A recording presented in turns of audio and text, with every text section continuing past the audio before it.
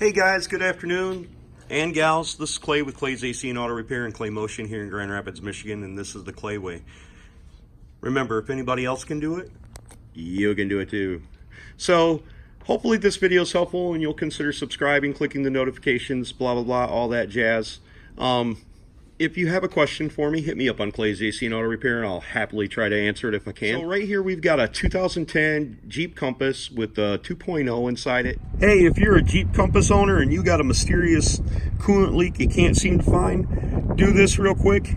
Take a look at this spot that I'm about to show you and see if that's where your leak is coming from. We've got a mysterious coolant leak that no one else could find.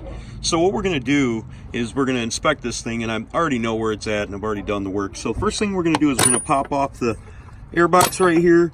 We're going to loosen up the flathead screwdriver clamp right there, and we're going to pull this portion of the air box out of here.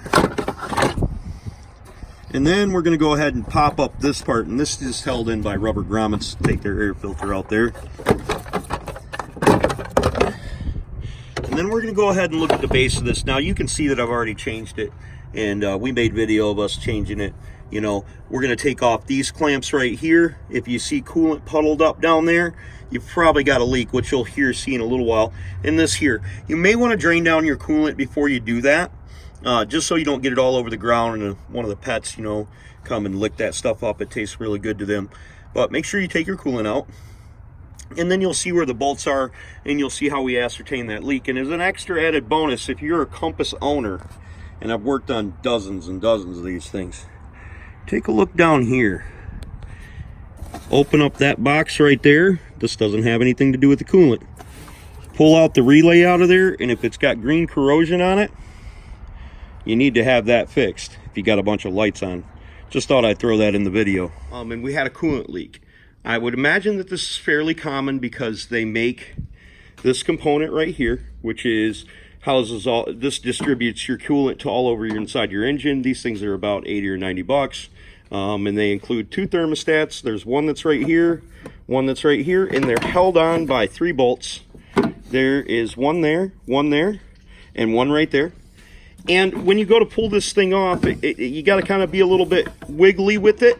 So it'll come off of that pipe right down there, and that's what you're pulling it off. You don't want to bend it too much because obviously you don't want to crack the housing if you got the same situation we got. The new one comes with that O-ring too. And the new one comes with that O-ring that's right there. But I think in this situation we had a coolant leak right here. You can kind of see where they put some stop leak in it, trying to get it out of there. Now we've got the new component, so we're just going to go ahead and replace the whole thing.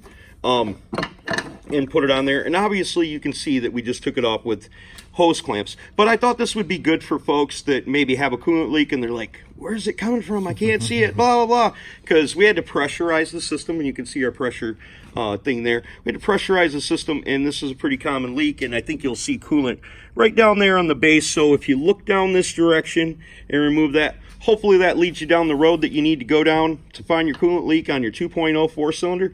So the component that we're going to put on there is the Dorman 902319.